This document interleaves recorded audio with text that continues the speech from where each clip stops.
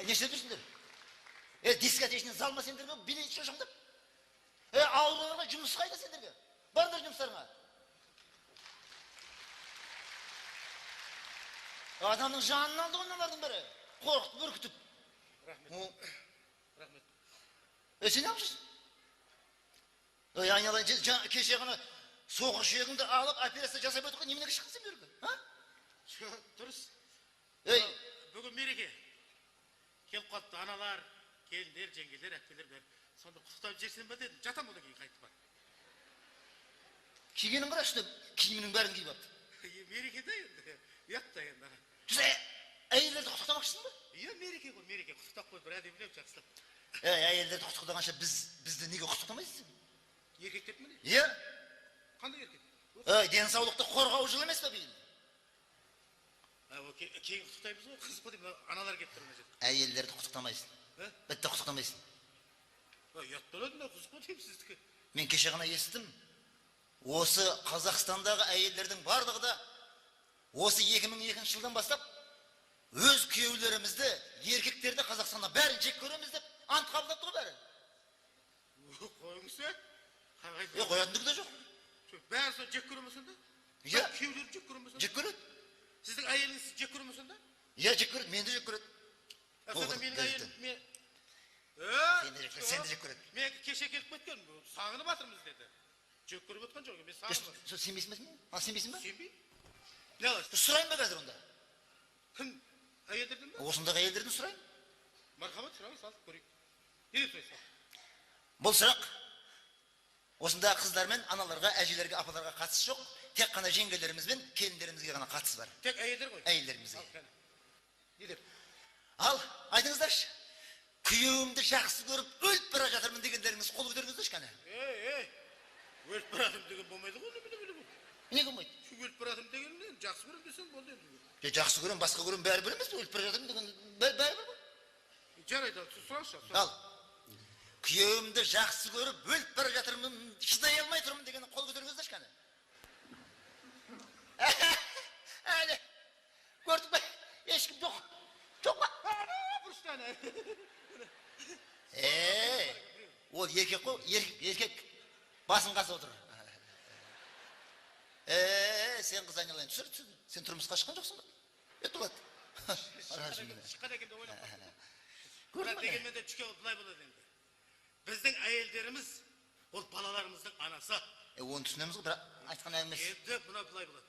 Ананың жұмақтың оты ананың табанының астында дейді. Оны білеміз. Біз енді ана сыйлайтын халықпыз. Сондықтан аналарымызды ең болмаса бір кішкене құттықтауым керек, ұят болады. Жаңағы әңгімесі өтіп кетті де маған. Енді құттықтайын енді, сіз бара тұрыңыз енді. Бұл құттықтайын десең құттықтай бер, өзің білмеймін. Бір естігенімді айттым да, жай. Құттықтасам құттықтай бер. Бар, рахмет. Ойбай. Осы шынымен не естіген ба, жоқ әлде?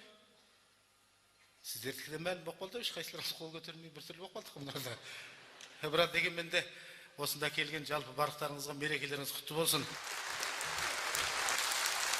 Ал енді еркек кіндіктен басқалардың барлығын өздерінің төл мерекесіменен 8 наурыз әйелдер күнімен құттықтаймыз Шаншар театрының атынан. Бүгінгі әніміз, жырымыз аналарымызға, әйелдерімізге, келіндерімізге, қарындастарымыз, әпкелеріміз сіздерге арналады. Артистердің бәріне барынша ана туралы ән айтыңыздар дедік. Жігіттерімізге барынша қыздар туралы, ғашықтық туралы ән айтыңыздар деп ұсындық. Сондықтан әніміздің бәрі, жырымыз, күлкіміз сіздерге арналады. Енді жаңда Жүсіптер айтады, басқа да мынау жақта артистер айтып жатыр. Уәлибек, сен енді нағды болса әйелдер күніне арнап концерт береміз бәріміз соны құттықтап жатамыз. Еркектер күні деп мынау атамаймыз. Бір еркектер күні де баяғыда 23 ақпанда айтатын ек, ол да құрдымға кетті. 8 мамыр дейді, о жеңіс күнімен қосып тойлайтын болдығын деп өстіп бір өкпелейді маған. Мен айтам да сол кезде. Енді әйелге қарағанда біздің негізі еркектердің ақылы шамал төмендеу болады негізінде. Иә, оны мен сіздерге дәлелдеп беремін. Мынау енді біз осында отырған азаматтардың бәрі мынау сахнаға шығып алып, бізді жер көрді демесін. Мен дәлелдеп беремін қазір сіздерге. Бұны мен зерттегем. Әйелдер туралы мен жалпы цикл жазғанмын мен. Мынау дүниеге келгенде қыз бала, ер баланы салыстырып қараңыздар. Бірінші қыз баланың тілі шығады екен. Дұрыс па? Ер бала жүреді. Біраз уақытқа дейін жүріп алады ол. Етегін бірінші қыз бала жабады. Ана ер бала жаппайды. Үйге 3-4 жасында ол белгілі. Үйге қонақ келсе, қыз бала мамасына көмектесіп, анасына көмектесіп, шай, дастархан дасып, жүгіріп жүреді. Ана ер бала болатын болса, бұтта ештеңе жоқ. Бұлай. Ол келген қонақтың аяғын қытықтайды. Енді өз жерден кімнің ақылды екені белгілі ғой, дар жердің арман қарай. Қайда ана қыз бала болса, дастарханы жинап, өлең айтып береді ана қонаққа. Өте риза болып қаласың. Ал енді жалпы қыз бала бауырмал келеді. Оның бізден ақылы көптеу болғандығы шығар демей кей кезде ойлаймын. Енді кейінірек өсе береді, өсіп келген уақытта біздің ақылымыз көбейіп кеткен сияқты болады. Оны өйткені әйелдер жасайды соның бәрін. Біз өзіміз жасамаймыз. Мен сізге дәлдеп берейін, сіз бәрін білесіз. Мен де еркекпін, мен де бәрін біліп тұрам. Бәрін біліп тұрам, бірақ әйелдің айтқан дұрыс болып шығады аяғында. Кез келген нәрсеге. Той жасаймыз ба? Бізге жасадық қой тағы өздері. Өзіңіз жасайсыз ғой, енді өзіңіз білесіз. Ақшаны тауып өзіңіз жасайсыз. Өзің жасайсың. Анау төр жағына, мына жағына мен ағайындарым бір үлкен соны отырғызам деп бір апта қалған уақытта айтасың ғой. Сол кезде бірден сол кезде әйел бастайды уже. Неменеге отырғызасың тойға? Сол отырмаса болмай ма? Сол ағайын туысқандардың тойы емес пе? Қайда қызмет қылмаймын мен соларды. Бас етіп төрге отырғызып қоясың деп. Міне. Ойланасыз шынымен ақ соны көтерсе өңге тоқыласың бір кезде. Өз қызық бола береді. Бұл әйелдікі бұлай бәрі де дұрыс болып жатады. Мысалға, әйел ол алам деген нәрсесін алады. Еркектерге ғана алам деген. Мысалға, үйге сенің төркінің, еркектің төркіні келеді, менің төркінім келеді. Менің төркінім шығарып салған кезде, оның қалтасына не қылсын деп, жол пұл болсын деп, кішкене такси пұл болсын деп, бір 500 теңге беріп жүресің ғой, 500 теңге беріп жүріп, сосын бір зал қылсын деп жібересің. Сөйтіп әйелің айтасың, не алмасын деп, ағама бір 500 теңге беріп жібердім. Неменеге жіберсің? Не қалтасында 500 теңге жоқ болып қалды соң? Сөйтіп әдет қыласың сен оны, көрдің бе? Ол күніге келе береді, өзі таксиге ақша беріп айтады. Сен осы ақымақсың сен. Ойланып қаласың бір кезде, соны көтерсе ғой сосын. Сосын неменеге бере беремін осыған деп. Ал енді оның төркіні келеді. Оның төркіні келген кезде, соны ағылып қалып, кетіп бара жатқан кезде бір 2000 теңге беріп жібересің да, мына жайлап міне асықпай жолда сыралатып барарсыздар енді деп беріп жібересің да, үндемейді сол кезде. Үндемей қоя салады да. Өзіңіз білесіз ғой енді. Әйтеуір ақша тауып атқан өзіңіз қаяққа ақылыңыз бар ғой, біз әшейін үйде жүрген адамбыз ғой деп қалады. Сол кезде бір ғой, шынымен менің ақылым көп екен деп қаласың өзің. Ақылым көп екен деп көрдің ба, сені ақымақ қылып тұр олар. Олардың ақылы көптігінен сөйтеді. Керек болатын болса алам деген нәрсесін алады. Әйел алам дейді ма, алады. Мысалға дубленка алам деді ма, ол алады. Ол мың жерменен ол аспан айналып жерге түсіп кетсе де ол алады. Пәленшенің әйелдер дубленка киіп жүр екен. Яғни айтсам, дубленка болса, осы күйеуім деп жүрміз ғой сені. Айналайын қойшы, дубленка келесі жылы аламыз ғой, биленді ақшаны керекті келмей жатыр ғой. Ана лама пальтоңды киіп жүре берсейді. Неменеге лама пальтоңды киемін? Кимеймін мен оны. Мен көрдің ба? Табасың сен ақша. Сосын бір отырыс болады, бір достарының отырысы болады. Соған жер десең, неменеге барамын? Албастай болып отырамыз сол жерде мен. Жұрттың бәрі дубленка киіп келсе мен лама пальтоңда отырамыз, албастай болып. Жұрттың бәрі гүлдей жайнап отырады. Мен гүлдей солып отырмын бар сол жерде. Барсаң өзің бар, білдің бе? Міне. Оны содан кейін тоқтататын шығар деп өзің барып білесің ғой. Барып келдің ба? Көрдің ба? Дубленкалерді көрдің ба? Жетіскен шығарсың, Сенде ар намыс жоқ қой сенде. Міне. Ар намысың жоқ екен деп қаласың бір кезде. Бір кезде қоймайды ғой, оны тоқтатпайды ғой. Әйел бар ғой, бұл нақ тоқтатпайды білмейсің. Таңертең тұрып кетіп бара жатсаң да, осы бір дубленка деген нәрсені айтамайтын болды ғой, дубленканы ұрасың. Мә дубленка, мә. Сөйтіп жылап тұрып айтады ғой тағы да. Бір дубленка аламыз деп айтыпсыз. Немене болатын болды ғой, өмір бақи өтіп кететін болды ғой. Қоймайды ғой ол. Содан кейін $500 арасында мә дейсің, мә. Аша дубленканы. Ала мә. Көрдің ба? Сен жеңілдің тағы. Ол алды.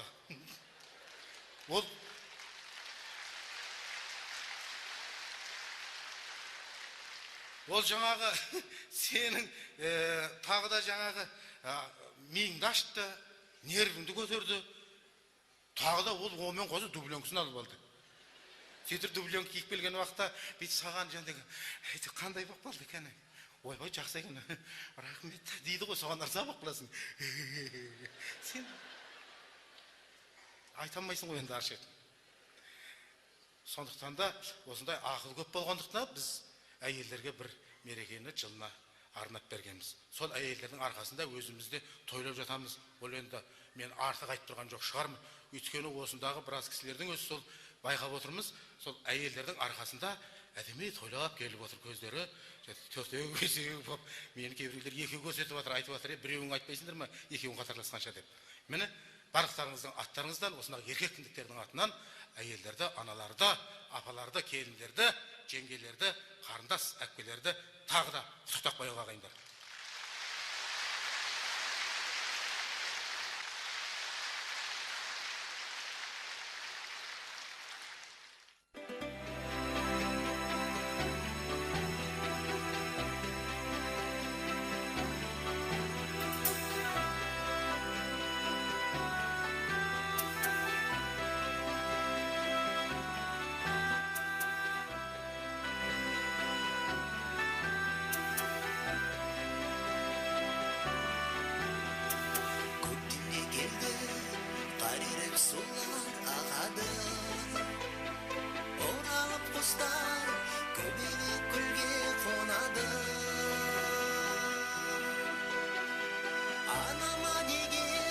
Sağmış gelme boyumda terletip şaba en kılıp жазdım boyumda aman bul anam aman bul mende qartayma alыста жүр деп meni көп ойлап мұңайма аналар күні әлемде бүгін құттықтап сені әнімді арнай өзіңе жеткіздің бізді жетелеп шықтың шыңдарға мені дархан өзіңнен артық жан бар ма айтсам да қанша өзіңді қосып әніме қарызбын анам қарызбын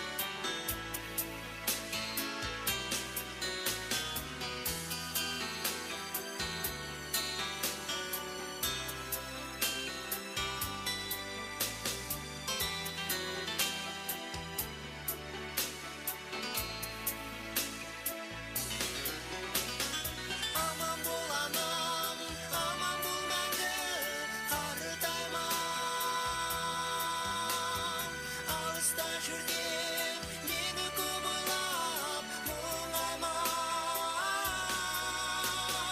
аналар күні әлемде бүгін мереке құттықтап сені әнімді арнайын өзіңе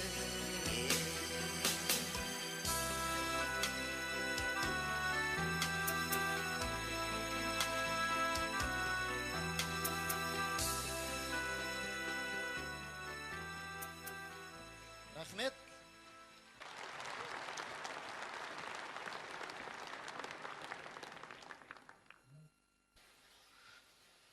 Амансың ба, қайным ау? Жағдайың жақсы ма? Зорға жеттің ба? Кел. Сен танымай тұрсың ау деймін мен. Таныдың, танымадың деп осындай әңгімелерін қойыңдаршы. 5 адам келді. Танисың ба, танымайсың ба, таныстарым. Өзімізге бір жұмыс істеуге болмай ма бізге? Құдайым да танымай қалыпты ғой. Әрқашан таныс тамырға жұмыс істейміз, таныс. Өткенде 2 күн үйде жатып арақ ішіп кетіп едіңдер ғой. Осы Саққоз тарағанда қалған 100 қойды бағып отырған осындағы жалғыз қойшы Сәрсенбайдың үйіндегі жеңгеңмен білдің бе? Сәрсенбайдың үйіндегі. Барып 2 күн арақ ішіп, таңертең жылап. Астың суы.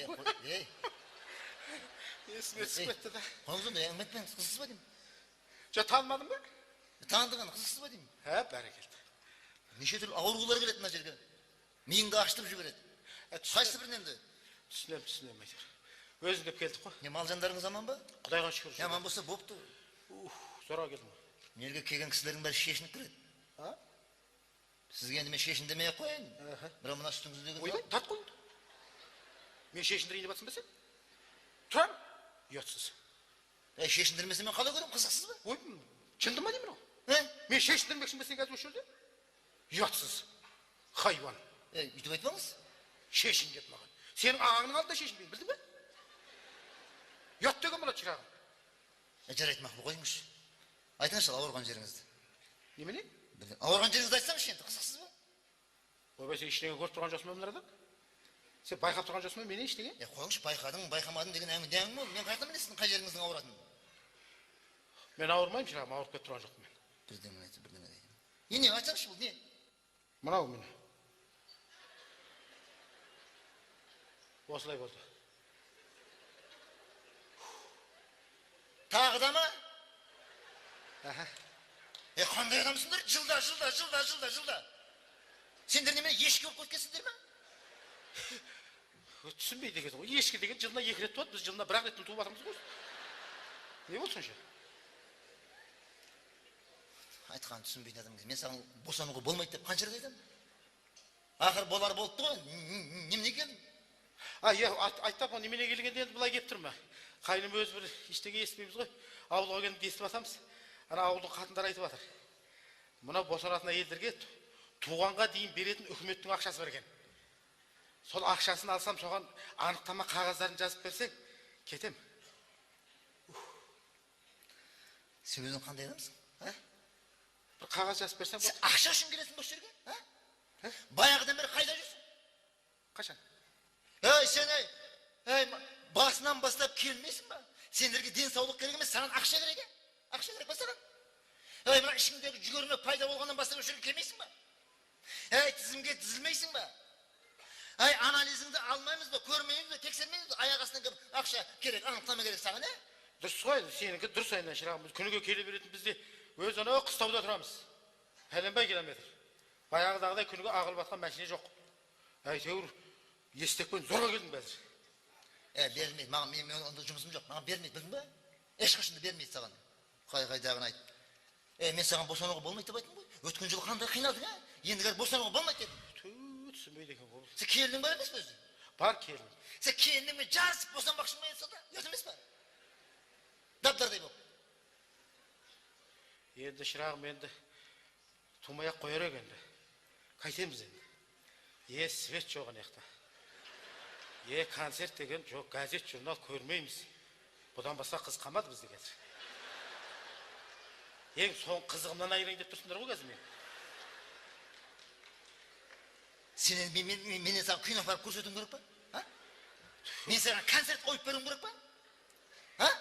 Мен барып сенің қызыңды, басқа қызыңды мен тауып беруім керек пе? Мен сен үшін сонда? Сен сонда бермейін деп тұрсың ғой сен қазір. Жұмысым жоқ менің. Бермейсің ғой, Мен саған босануға болмайды, мен саған бермейді ешқандай қыз. Бермейсің Аяқ ғой. астынан келіп ақша алып кетсем ақсың сен? Бермейсің ба? Бермеймін. Бермейсің ғой. Бермейді саған ешқандай. Осыдан бермесең онда мен ақыр кет. Мен де қайтпаймын енді. Бар. Тура Бар. ауданның әкіміне барамын. Тура осылай барамын. Міне деймін. Осылай деймін.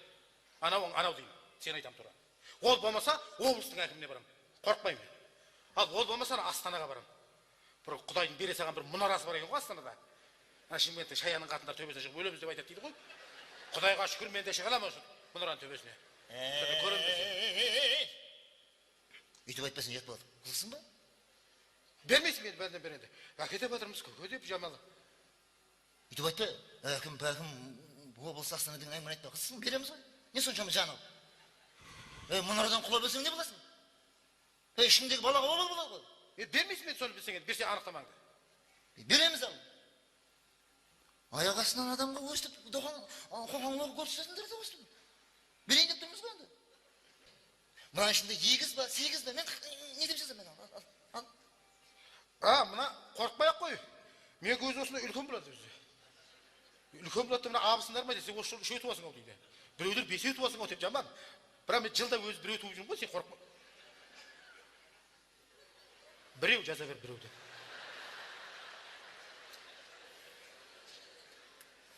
Ішерің ауырмай ма? Құдай сақтасын, ауырмайды. Шыныңды айта. Шынымен. Ауырса үш жерде алып қалып жатасың. Жоқ, Құдай сақтасын. Ешқандай ауырмайды, жылда өзіміздің нағызымыз. Сен құйымшағың ауырмай ма? Қайсы? Мына жерде құйымшағың ауырмай ма деймін? Ойбай, ол құйымшақ емес қой. Ол көк желке ғой. Құйымшағына төменде болады ғой, қыз ба деймін. Қошай бұл. Білікшініп, бәрі бір сызықтың бойында ғой. Босанатын кезде бар ғой, өшеге кел. Жарай ма? Келеміз, Құдай. Осында босан. Көліктің реті келсе келіп босанамыз. Мақұл, босанам, болды. Берші ананы, берші. Мә, содан кейін тоқта, дәрі жазып берейін. Нерді 5-6 дәрінің тізімі тұр мына жерде. Осыларды аласың. Есіктің алдында аптек бар, содан сатып аласың, жарай ма? Сатып? Ой, бана орталықта бір сіңілім бар, аптекасы бар өзі. Содан тегін алып келсем еді? Алмайсың одан. Есіктің алдынан аласың. Немене бәрібір емес, мен айқын танысым бар өзім. Сіңілім, туған сіңілім ғана жерде. Алмайсың деме, осы жерден аласың, есіктің алдынан аласың дейін сома? Ойбай. Есіктің алдынан ал деймін, есіктің алдынан. Жоғардан ала берші, не қылды? Алмашы, ояқтан, алмашы. Әке бер. Ояқтан аласың болсаң, осы дәрін бермеймін саған. Ойбай, мақым, есіктің алдынан. Қағазды бермеймін. Есіктің алдынан. Ал есіктің алдынан ал. Алам, мақым. Есіктің алдынан, мақым. Ана дәрді ішіп қойма. Ішетін кезде өзім айтамын. Босанатын кезде келсе өзі айтамын, жарай ма? Бар. Болды, бара берейін ба? Бар. Сенің анықтама қағазына туған оңай болды ғой. Бар. Ағаға сәлем айтайын ба? Сәлем айтсын, сәлем. Қайтарда қағазын кетті, қайтарда алып кел. Дәрінді қосап келе. Өткізіп жүреміз қайтып. Не болды? Мына жерге қол қойып жүріңіз. Анақта кезекте тұрған ешкім жоқ па? Бар? Кім? Меруерт Түсіпбаева. Ана өткенде осында босанған келіншек па? Дәл өзі. Ой, жіберсе онда оны жіберсе. Жүр. Мен де көрейін, өзім кіргізіп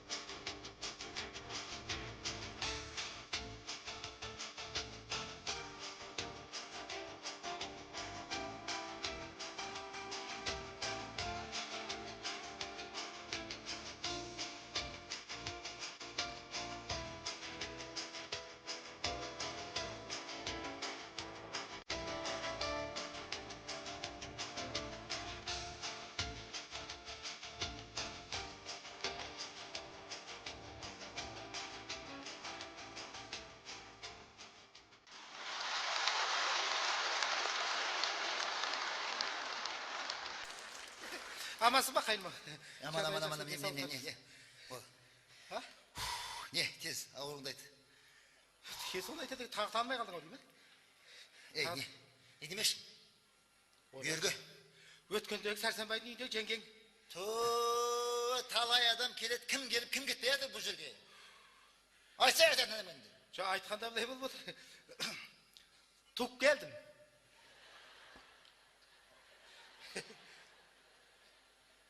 Туып келдім. Байқай. Тусаң туыпсың да енді. Мен саған өкпеледім осы, негізі. Қаяқта тудың мен саған? Ауруханада босан дедім мен саған? Енді босан едік енді. Қоя берсе енді. Мына мен келген себебім қайным. Былай болып жатыр. Өткен жол қағазың жарамады. Фамилиям жазбай жіберіпсің ғой менің. Қоя бер, жоған өкпелеп тұрған жоқпын. Одан кейін ауылдың қатындар одан да кереметтей күшті әңгіме айтты маған. Мынау әйел босанғаннан кейін беретін тағы да ақша бар екен үкіметтің. Оны орысша после рядовой дейді екен. Одан кейін үкімет тағы да бізге босанғанда $100 береді екен ғой. Соларды алып кетсем.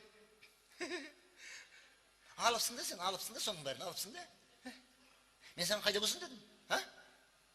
Қайдағы $100 айтпырсың сен? Біздің ауруханаға осы перзентханаға келген кезде сен ақша алам деп ойлап тұрсың ба? Қайда біз алып қалмасақ саған бермейміз саған. Кім айтты саған $100 береді деп? Газет жазып тұр, газет. Қайдағы газет? Қайдағын айт, газеттің де өзіңе, доллардың да өзіңе. Маған саған босанған әйелге $100 берді, ешкім маған ақша берген жоқ, білдің бе? Қайғыдан айтпа. Келеді де бір ақша сұрақ үшін қараспын. Айдалаға қайдағын айтпа сен, білдің бе? Мен саған осында босан дедім ба? Босанбайсың осында. Босанар едік енді, қойса еді ондай әңгіме. Мына перзентхананы, мына аурухананы кім үшін салдық? Сендер босанбасаңдар осында.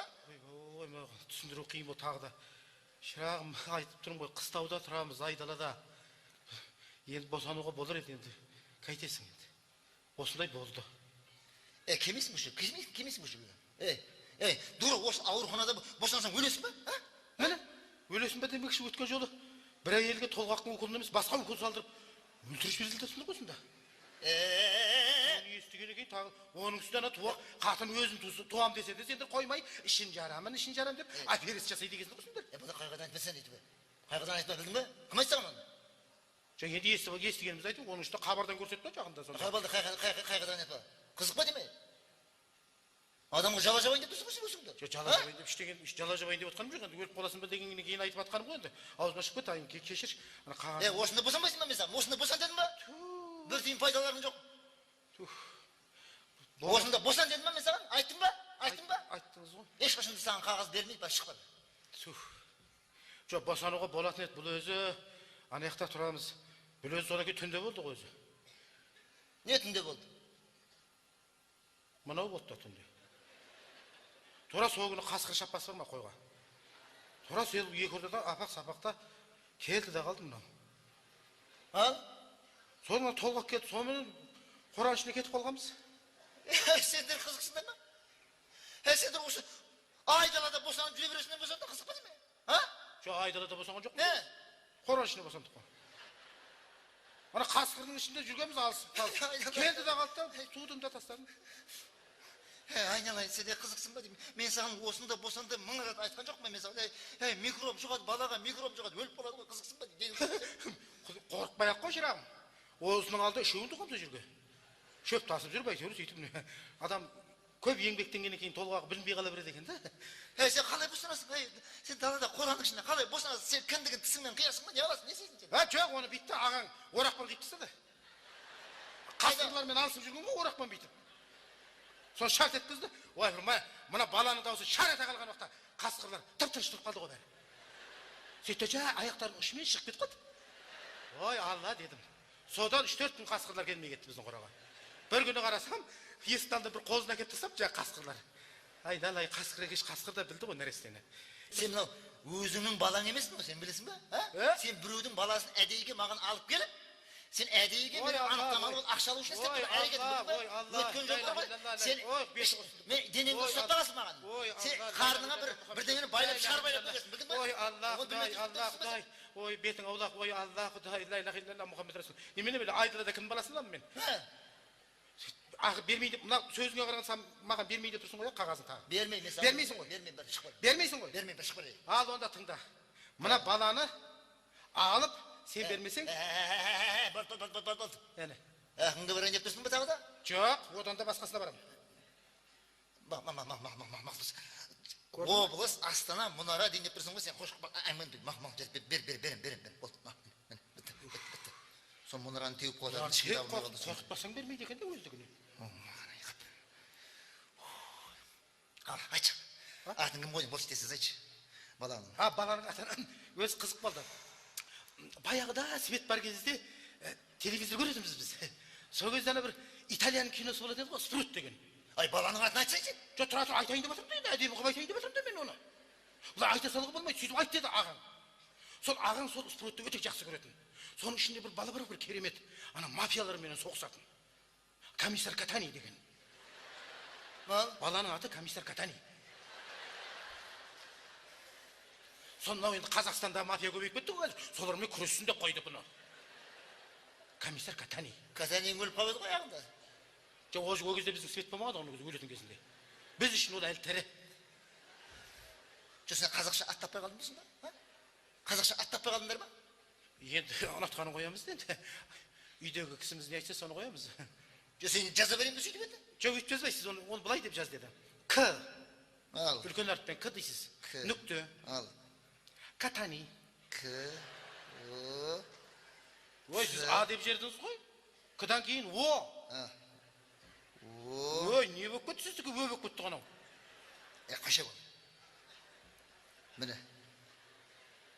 Соны енді еркелеткенді өйстіп айтасың ба сонда? Жоқ, қазақша айтайық отырамыз. Күттені, сондай. Ақыры жаңа қасқырлардың арасында босанған екенсің ғой? Иә. Маугли деп қоя салмадың ба атын ақыры? Ол хайуандармен күреседі ғой. Мафиямен емес. Ендігер босану шума. Бір тиым пайдаң жоқ. Сенің босанғаннан босанбағаны жақсы бізге.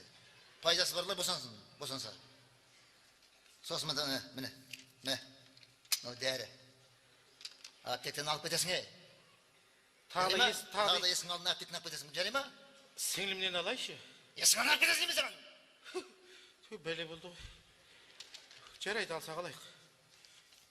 Ең болмаса бір пайдаң дейсін дәкші бізге де. Дәріміз ал. Бар. Болдың ба? Мен туам әлі. Сен соны естіп кет білдің ба? Немерге тумайды екен мен? Қазақтың санын көбейтпеймін ба мен? Сендер өсіп жүре бердіңдер, мақма? Не деп? Бала туам десең, қайтып асырайым деп. Асыраймасаң немеге еркек болып жүрсіңдер? Қой туса қуанасың. Біз тусақ нақ қуанбайсыңдар сендер. Болды. Еркені туып жүр дейсің ба бізді? Туған сайын өліп кетсілдаймыз. Бар. Өзің туып көш бір күніге. Қандай болатын көресіз сонда? Башы бар. Мақыл жарайды, бар. Ой, бар сен? Кеттім мен. Келесі жол тағы туам.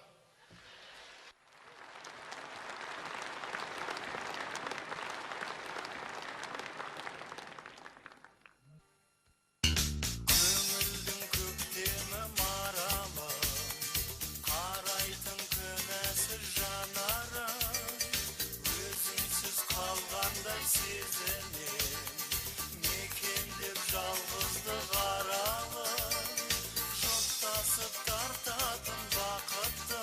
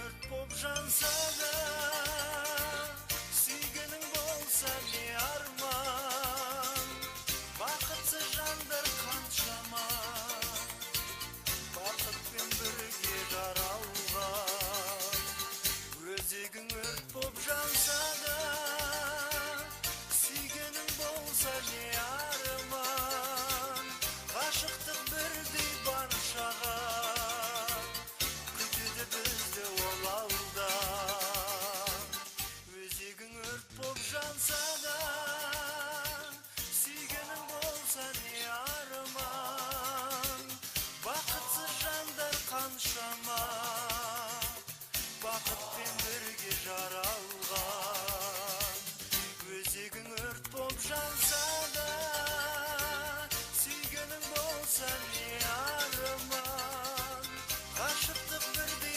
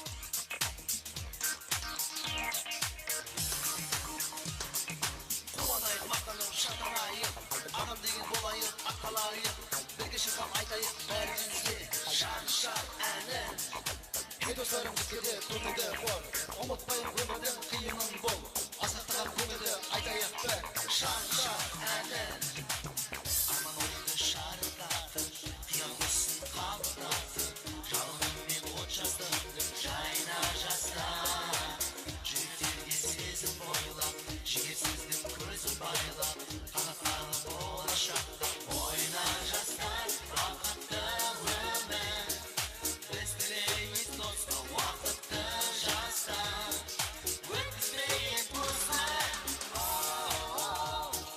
күлкі сыйлап баршаңызға шарша келді ортаңызға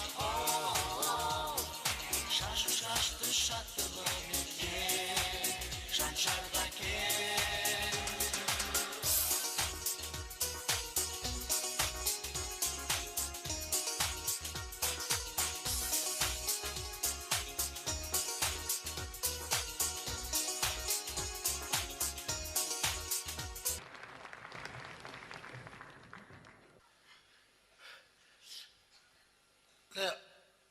Kasapçı var mı aralarında? Kallega da bir 100 gram bırak şeyin diyorum da mereke var ya. Ben de kasapçımın da. Senler öyle midir? Ben it soyatan kasapçımın. Barbur mu kadar? Sonunda bir olan kadar. İtle cin bu olan. Keremet. Öyle çaksı. Camını öz. Kaç yünden gelirim ben it soyup. Kolay tövbe hürmetli konak kız gelir. Arau, әйелдер 8 наурызға жейде бөлек отырамыз дегенде, сол ит етін жейдік депті. Әуес ас қой қазір. Қазаққа кіріп келеді желеп. Соны сойдық. Құдайға шүкір. Әдемі. Жұрттан кем емеспіз. Сойдық. Қасиді. О, семіз екені. Төрселі қан шықты. Күлме, итте қазы болады. Білмейсіңдер ғой, жек көрмегенсіңдер да? Көрі кетті оған. Міне, қуырдақын көкесін көрдік. Қуырдақын көкесін ит сойғанда көресің. Жедік. Тола ет. Арақ іштік, Құдай атадан келе. Жаман болған жоқпын. Иттің терісін сап жерді маған. Иттің терісі құянға мыңда бір ем. Телевизордан көрсетіп отырмын қазір. Мыңда терісін ақ басым. Әйеліңе сыбаға деп қуырдағын беріп жерді иттің. Бір көзі арағын беріп жерді. Жаман болдым ба? Міне. Мен ойлаймын да. Қойдың басын жегеннен көрі, иттің басын жеу керек негізі. Өйткені иттен ми көп қой. Ақылды да, ақылыңа ақыл қосады. Қой деген не? Миыңды ашып береді ол. Сен бері қара, мен сізге айтайын. Мені ит көрсе 100 метрден қашады. Ақылды ғой ол. Білетті ажалы менен екен. Біліп қояды да соны. Қойды көр. Қойды төрт аяғын байлап қойсайшы. Ол мен жынымды қырға дегенде, креп болып ұйықтап қалады. Мал ғой ол, мал. Міне, мен кез келген итіңді әкеліп, міне, көрсетем сендерге. Sonra 100 метрден қашады. Өскенде ауылға бардық. Классистарға барасың, жүресің, небір классистарда иттер бар. Мен барғанда 100 метрден құйрығын қысып, бұта-бұтаның арасынан қашады. Көрсең итке жанын ашып кетеді жүрген. Сонымен классистармен сені неменеге ит қорқа береді деді. Мен айтам, өзім қорқпаймын не. Айтамаймын ғой иттің етін жейін деді. Ұятта ауылда. Сонан білдірмеген ұқсаймын да. Мен сондай көзім сондай деп қоямын ғой мен. Сондай ма? Сондай. Сөйтіп бір күні айтты, ана пәлген сәкең үйінде бір ит береді деді, қасқыр алатын ит. Соған бар көрек деді, пожалуйста, махаббат деді, көрек, жүр. Бардық, қасқыр алатын ит екен. Арсланда. Барсақ, арбаның астында көлеңкеде жатыр екен бейшара. Ұйықтап. Алып қой. Батыр қой ол. Ол ұйықтамағанда кім ұйықтайды? Ешкімнен қорықпайды да өйткені. Білейіп жатыр. Таяқ алдық та құлағынан түрттік. Сөйтсек, деп баянады. Батыр не қылсын, ана-апынау таяқты. Сосын маңдайынан поқ өткіздік. Тұрсын десіз де поқ өткізбек. Ашынанып кеткен орнын аттық та, «Уа!» деп мені көріп қалды да, құсып жетсе жерде. Сөйтті де қан құсып қашты. 6 қырдан асып барып, сонда өліп бейшара. Барсақ жүрегі жарылып кетті. Ол қасқыр-пасқырды менен жүрегі жарылып кетті оны. Қап дедім да мен. Сойып жеп қой көріп кетті, арам кетті да. Мен ана Жүсіп деген досым бар. Үйінде иті бар да, үлкен қақ қара ит та. Өзі арық болса да, иті де семіз. Өйткені одан жұмынды көп қалады ғой. Менің итім бар, менің итім бар деп қойған енді. Өйткені менен жұмынды қалмайды ғой, мен бәрін жекпеймін ғой тамақымды. Соның үйіне бармын қонаққа. Мен түсінбеймін да, осы жертаңда тұратындарға түсінбеймін. Әде істей ма? Иттерін байлап қояды да, бірақ тура әжетхананың жолына байлап қояды екен. Не ол? Не әңгіме ол? Сонда үйде отырасың, тамаққа тоясың, сен далаға шыққың келеді, әжетханаға барайық дейсің. Сонымен шығасың тойып. Талдан шыға бергенде алдына ит ат дейді. Сосын бармайсың туалетке. Үйге де кірмейсің. Әде істейді деймін да соны. Қош кел дейсің, үйге қайтасың. Тұра Жүсіпте тұра соқсап байлап қойды. Оны қаяқтан біз мені итінен жейді. Сонымен осы талдан шыға берген уақытта өзді автоматически секіріп қана ит. Аю сияқты ит өзді. Деді мен қорқыдым. Деп жылап жіберді. Неге басын тігіп алған сол өтіп жылап жатыр. Көзі пора жас кетті. Сөйсе Жүсіптің өзі бет қой. Бұған не болды? Бұған не болды? Түсінбей жатыр да бұл. Мен иттің етін жеймін деп айтамын бұны. Ауыр жүрген да дедім де қойсам. Не бұл? Кімді айтсаң сол келесті. Жүсіп бейді әді ба? Өзі келесті қағыры. Жүгі не болды? Жүгі! қалайсыз, жағдайыңыз жақсы ма? Мынау менен бір келатыр қасидың ана жақта былай 100 грамм ет беттен былай. Етімді қоя тұршы. Біздің итті көрдің бе? Жоқ. Не болды? Итіңе не болды? Оңбаған. Ой, біздің үйті байлау шынжырлап, темір шынжырмен байлау тұрғанда шынжырмен барып арамен кесіп әкет қалды. Қой? Оңбаған айвандар. Қабе? Қой? Байлау тұрған жерде, үйде тұрған жерден итімді әкет қалған көрдің бе? Мен өзі негізі бар ғой. Қазақ ит жейт деген, иттің етін жейт деген мен сенбейтінім бар ғой, енді сендім. Қоя. Мүмкін емес ол. Иттің етін жейтін адамда бар ғой, иттің етінен жек көремін. Қоя. Иттің етін жейтін адам надан. Қой. Кәпір. Ол иттің етін жейтін адам бар ғой. Мәселен мен мұсылманмын бар ғой. Мен иттің етін жемеймін. Бірақ сен де жемейсің иттің етін. Не? Сен жемейсің ғой иттің етін. Жемеймін мен. Кім айтты жейді? Кім айтты? Сол жейт деп жатқан кім бар саған? Жемейсің, мен де жемеймін. Не деген оңбағандық. Мына бір шетелдерде бар, басқа бір елдерде иттің етін жемеу туралы заң шығарып жатыр екен. Бізде де сондай заң шығармаса болмайды қазір заманда бар ғой. Жұрттың бәрі иттің етін жейді, мен сенбейтінмін. Сен мендігер бар ғой. Ол ем-дом болады деп сөйтеді ғой. Онда емінің атасына іледі, білдің бе? Басқа нәрсе емдейтін басқа нәрсе таппай қалдың ба?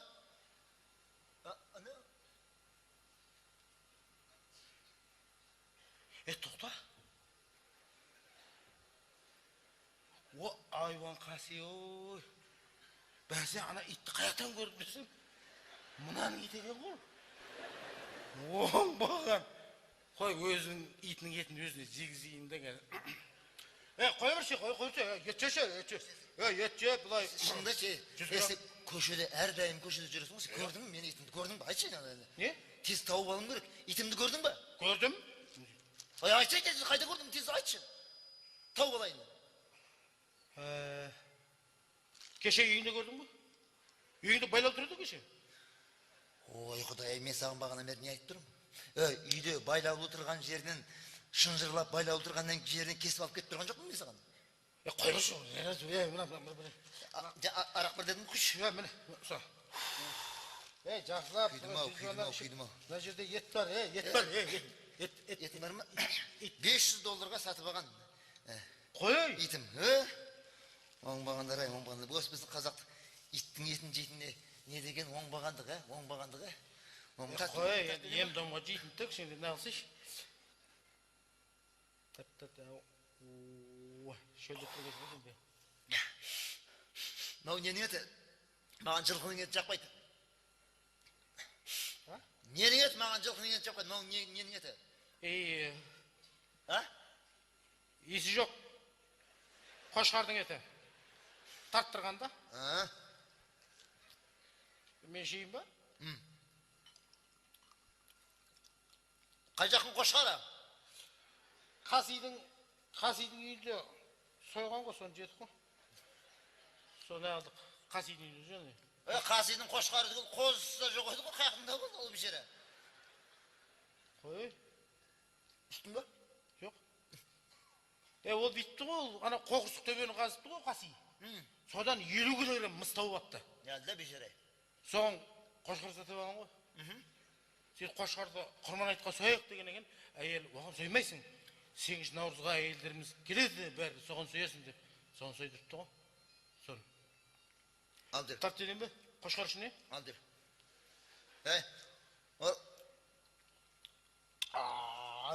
Ол өз мал сойсақ, осы елдің бәрін Құран оқыту үшін шақырамыз ғой. Мұна жаман сені шақырады, мен неге шақырмайды ол? Мен жаманмын ба не? Кім айтты? Сен неменеге шақырады? Мен неге шақырмайды? Шақырмайды сен? Қасиді қалдырмаймыз ғой, мал сойса қалдырмаймыз ғой, Құранның ішінен қалдырмаймыз ғой. Сен шақырмайды? Не шақырмайды? Сен ондай емессің сен. Ішіп алайын. Сен сондайсың ба? Қандай? Сен қатынсың ба не? Бұл қатындардың мейрамы ғой. Соған әйелдер бөлек. Отырамызда бөлек отырған ғой. Маған әшейін қошқарды бауыздап берді, соны бауыздап берді ма қайттың? Ешқандай орында сен күдіктенетін әңгіме болып тұрған жоқ burada, білдің ба?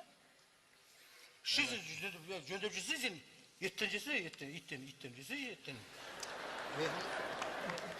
Қалай? дәмі жақсы екен. Дәмі жақсы ма? Ас елесімен тәтті дейді.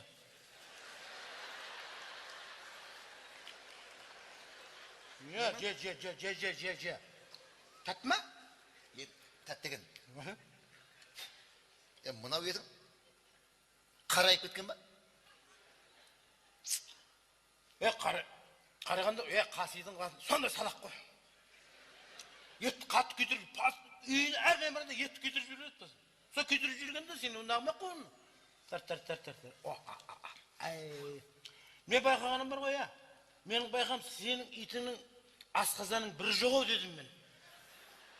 Жалақ па, сондай дедім да. Мен қайдан біле, ішіне кіріп шықты дейсің бе иттің? Оны қақты біліп қойдың? Кім? Сен. Жо, білгенде, кеше үйіңде жалақ етіп тұрды да, бұлай. Сондай ма деп атырмын да, қой берші. Мен бір қорқатым да. Әгіш мен жейім. Ұстасы, мұнан. Сен,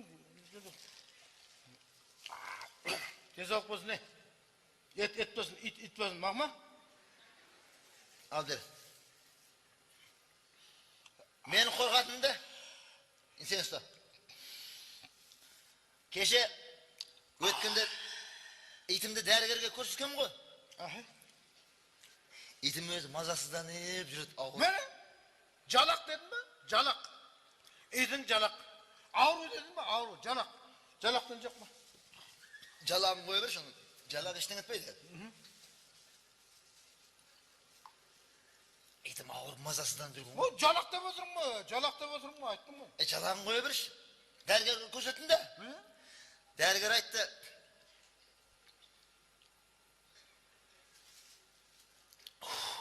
Итің қайда? Тұр ғой арсында. Итің құтырған деді ғой.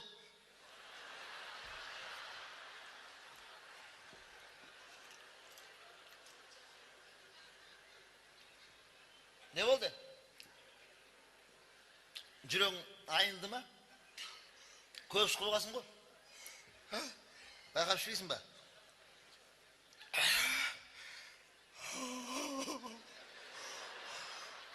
Көп ішіп қойдың ба? Самабалау да. Жүрегімді айтып атыр да. Арақ па? Қой. Көрейін.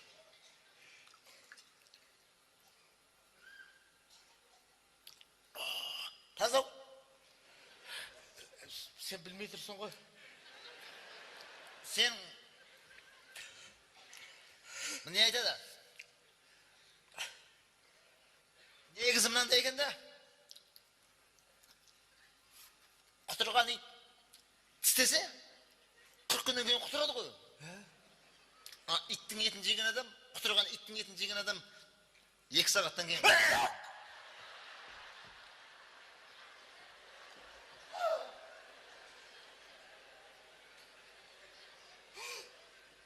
Не болды?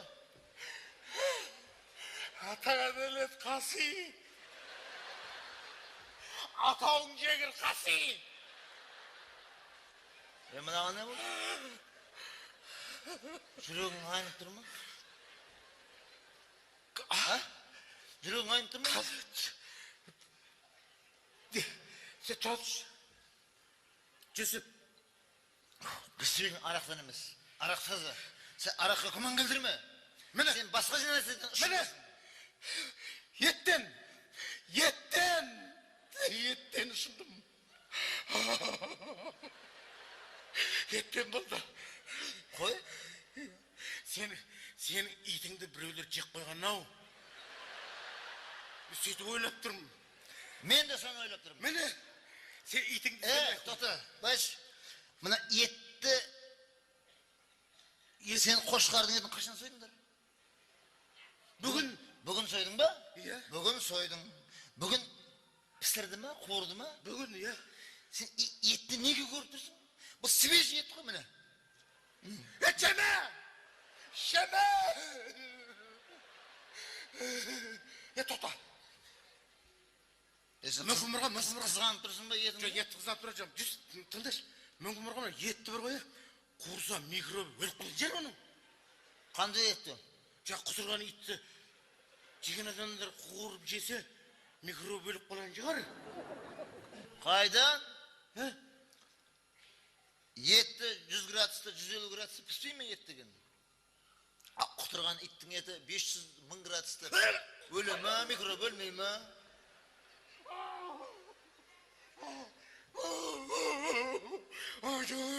Қасен, атауыңша өлмедің ба Қасен? Біз тұрғанымызға қанша болды? Мен қайдан бір жарты сағат болған жоқ. Анаяқта 1 сағат болдым. Жарты сағат өмірім қалды ма? Сен былай айтты. Ит құтырса қалай болады? Ит құтырса қалай болады өзі? Құтырған іс. Ит құтырып кеткенде қалай болады деймін да? Ет құтырса аузынан көбі қағады. Мен аузыма көбі шығып тұрған жоқ па? Сен оны неге сұрап тұрсың? Сен бір үргінге өп тұр ма? Қасидан хабар алу керек ау. Қасиденен бар?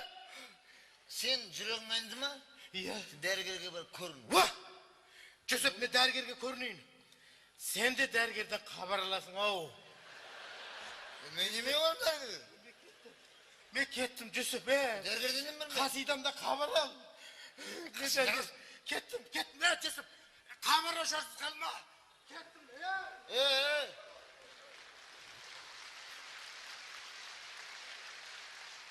Дені сау мам. Пакетің қалды ғой?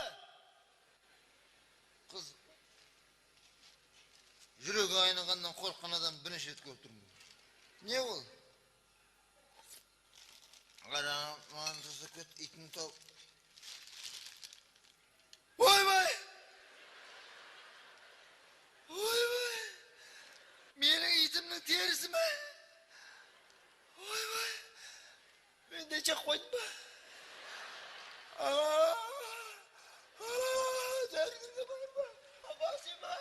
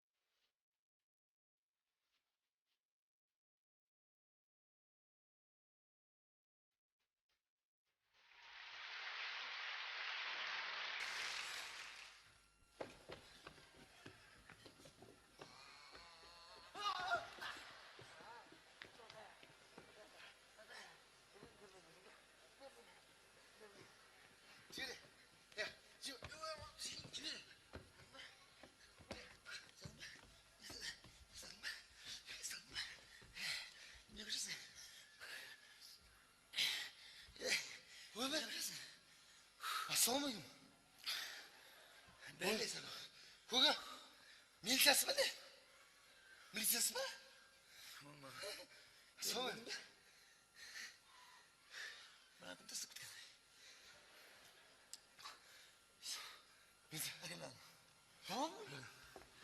Кеттің баласы. Жүрек екен. Сіздің милиция екеніңіз байқамай қалып болды. Не байқамайсың? Жоқ, қараңғыда байқамай қалды ма? Милициясы ба не? Милиция екенсіз ғой. Мен біреу қуалап баратқанға аты білейін.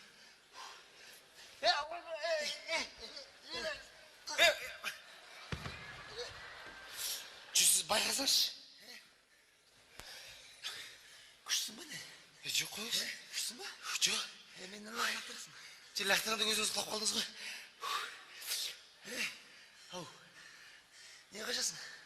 Қараңғыда байқамай қалдым да. Байқамадың ба? Байқадым. Жаңа байқамадың дейсің. Жоқ, қазір байқадым ғой енді. Темекі бар ма? Шекпеймін. Неме алғын тұрсың мұнда? Неге алғын тұрсың? Семіздік қой. Сіз шынымен милиция екенсіз ғой? Ау. Сен қашқан жерінен ұсталдың ба? Не аласың? Қашқансың білдің бе? Қашқансың. Қойыңыз, мен қашқын деп сонша не ме? Қашқан сен! Қашқын емеспін, мен милиция. Байқаңыз, сіз де бір жеріңіз алып қалып жүрер. Сен мен еріксіз тұрсың ба мен? Жоқ, қойыңыз. Жоқ, сіз не істеп жатсыз? Не?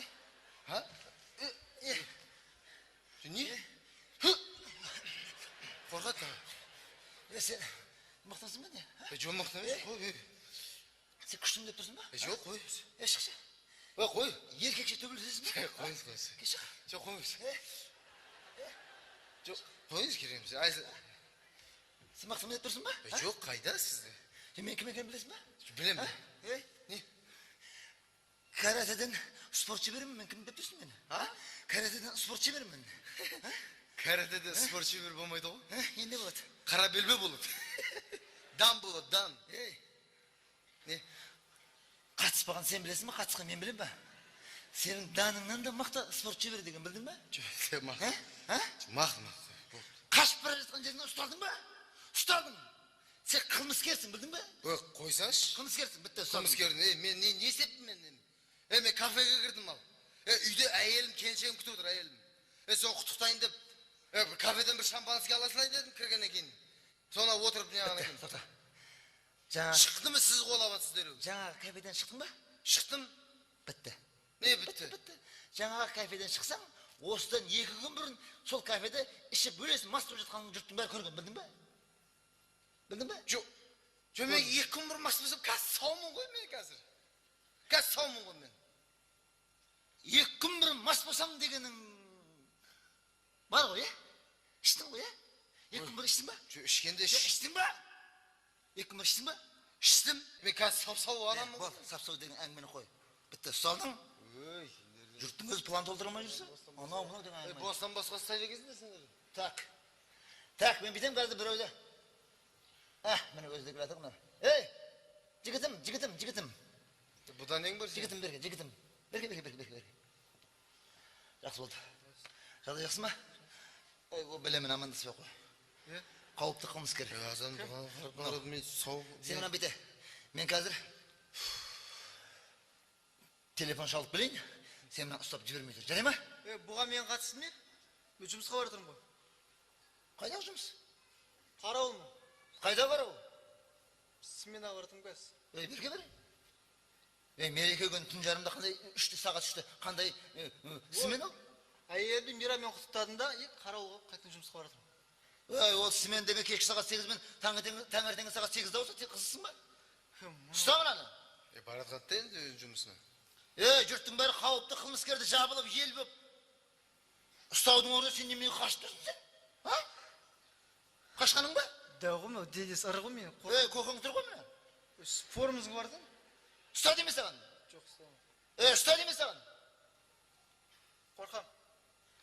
Ұста деме саған. Қорқам деймін.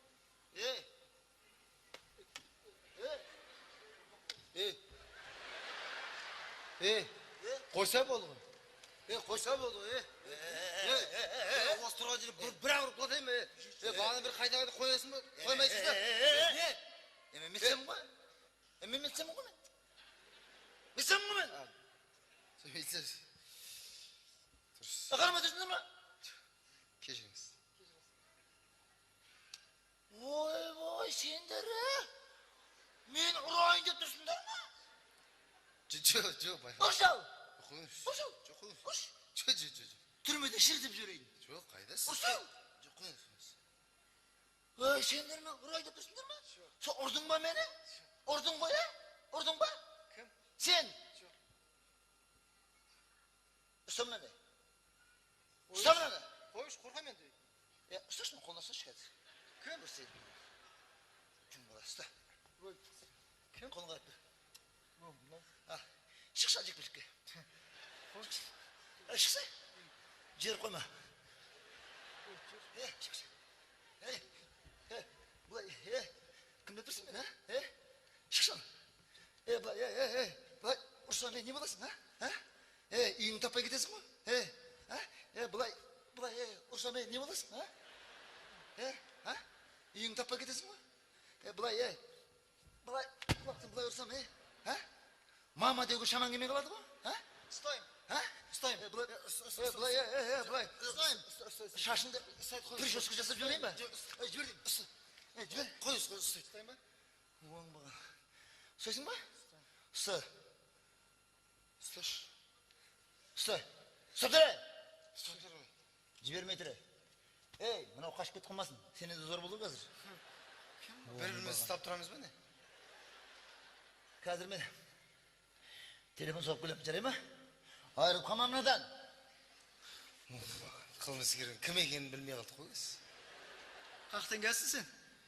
Қақтан келатқанда кафеге кіріп, кішкене отырам ба дедім, сосын шампанский алып келіншегін құттықтаймын деген ойымда. Сөйтсем шықсам артынан қуалады, бұл милиция екенін қақтан білеймін мен. Мен де әйелім құттықтай, мен жұмысқа баратқанмын ғой, қарсы емес соған. Көріп тұрмын ғой соны. Бұл бәле бұл жаман. Бұл танимын мен, жақсы. Қашып кетеміз. Мынау кеп қалды ғой. Сотка бар ма? Неме? Сотка бар ма? Телефон соң аяқта істемей қалды телефонның бәрі. Бар. Берсе бар. Ұстап тұр ма? Жібер. Неде ма? Сен ұстап тұр, жіберме. Мынау қанша тұрады? Көп емес, $100 ғой. Болады осы маған. Болады деп қойды, мен делеу. Так. Алло, дежурный ма? Қайда жүрсіңдер, дежурный машина қайда? Мына жақта қауіпті қылмыскерлерді ұстап тұрмыз ғой біз. Қарап, аралап жүрмейсіңдер ме сендер? Командирдің құдалығына кетті дейді? Командирдікі коррупция, білдің бе? Коррупция! Ертең бастық қайтам оны мен. Мен жалғыз өзім бір екі қылмыскерді бірдей ұстап тұрмын. Қызық ба? Ол командирге айт. Ең болмаса бір мас болған екі құданы әкеп тастасын.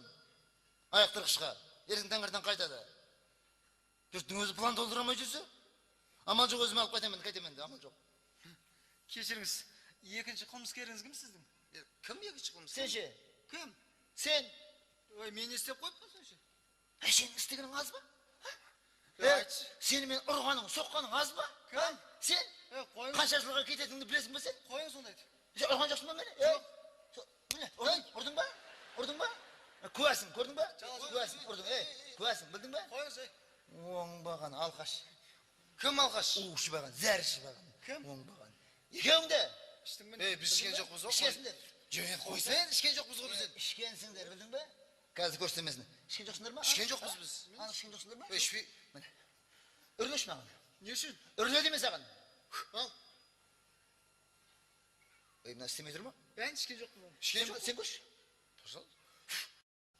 Істемейді ғой, ішпеген екені. Істеп тұр ғой мынау. Енді ол Көрдің ба? істеп тұр ғой, сіздікіне істеп тұр ғой. Сендердікі енді әсер етті. Көрдің ба? Мынау. Өздерің ес білмей қалғансыңдар, білдің ба? Үрлеш мынаны аузы көрші. Сенбесең көрші. Сенбесең көрші. Көрсей. Ішпеген ғой бұл. Ішпеген ғой, ішпеген Көр, маған. көр. Сен көр, сен көр. Жоқ па? Ішпеген ол. Береміз ғой, ішпегенбіз Білме осы қалды, бүйтіп иә? бәле жеп қалсаңшы. Міне көрдің ба? Міне. Осы ис айналып жүр бәріңді. Үстірейік осылай. Көрдің ба? Міне. Ой, бұл кісі дауа жоқ. Сендер наша шегіп әбден. Наша шегіп арақтың иісін сезбей қаласыңдар, білдің бе? Міне. Мына қазір апарғанда сендер көрсетемін. Көрдің ба? Оң бағандар. Сендер бүйтейін қазір. Ақыры бар ғой, ештеңе де жоқ. Сендер әжептәуір қылмыскерсіңдер ғой. Жап жақсы. Сендерді автобуспен апарсам, жұрттың бәрін қырарсыңдар сендер. Сендерді мәдениетті түрде таксимен алып барайын сендер, жарай ма? Бопты мақ. Бір 200 теңге беріп жүр, мен такси ұстап барайын. Кім? Ақшаны біз береміз бе енді? Берсек, барғасын береміз ғой, не ол? Не соншама? Өліп бара жатсың ба? Бер әкел бер. Береміз қазір барғасын. Қайтарып бере барғаны еді. Сендерді әжептәуір қылмыскер дейді ғой. Қайтарып бере Қайыршы барғаны. да береді ғой. Қайтарып бере барғаны еді. Ақшамызды. Мен өзі келе жатыр екен. Бер.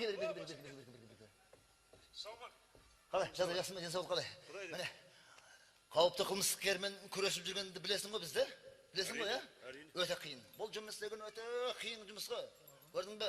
Күн демей, түн демей, аңды жүресің арттарынан. Міне сонда екі қылмыскер тұсадым. Міне көрдің бе? Көрдің бе? Осыларды қазір апарып жабуымыз керек, убыдып апаруымыз керек. Сен таксиң керек қазір. Сондықтан да бірге бәріміз апарамыз. Жарай ма? Ақшасына келсек, апара саламыз. Не дедің? Ақшасына келсек, апара саламыз ғой. Тоқта берке. Қауіпті қылмыскерлермен егеменді ел болып, егеменді таксист болып, бәріміз жабылып ұстамасақ, несіне адам болып жүрміз? Сенің адамгершілігің қайда? Отанға қызмет еткенің қайда сенің сонда?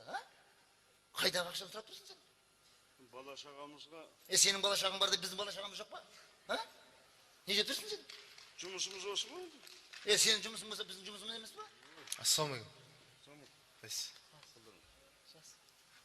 Стоп, міне, бітті. Не болып қалды? Міне, бітті. Міне, көрдің ба? Міне, көрдің, куәсің, көрдің ба? Амандасты ма? Амандасты ма? Амандаса тұрғын. Не бар екен енді амандасқан тұрғын? Міне, бітті. Қоя берем, болды. Көрдің ба? Мен суретке түсіріп алдым, бітті. Міне. Жарайды, басеке, бейпіл апарып тастайшы, жүріңіз. Қой, енді апарып тастай бересің де, енді сен енді өзіңнен өзің енді танысыңды көргеннен кейін, көрдің ба? Танысың ғой, танып тұрсың ғой, әніңді танып тұрсың ғой, Кім? Сен. Кімді? Танып тұрсың ғой, Жоқ, Неге амандастың онда? сізбен де амандастым ғой жаңа. Болды енді. Сыбайлас жемқорлық қой ойдағырда, бәрің біргесіңдер ғой, әдейігі күтіп тұрсың ана жерде, алып кетейін де күтіп тұрсың, амандастың ғой, Болды, қойыңыз. Бекерден, тоқта. Не болды? Көке, тоқта. Сен апармай-ақ қой. Сен бәрің бірге әдейігі сыбайлассың, білдің бе? Ішіп алғасың, сен білдің бе? Мереке күні ішіп алғасың. Шофыр деген. Анау да кетті. Көрдің бе? Сен жаңа әдейігі сыбырлап, жолда мені өлтіріп кетеміз деп ойладың, айттың ғой, сыбырладың. Кімді өлтіреміз? Мені өлтіріп кетеміз деп ойладың. Деніңіз сау ма сіздің? Деніңіз сау ма? Ой. Тоқта, міне, ұста, қолын қайыр. Ұста, қолын қайыр. Көрдің, бітті. Айтты, көрдің ба? Жігіттер. Денсаулығын құртам, өлтірем деді, мынау.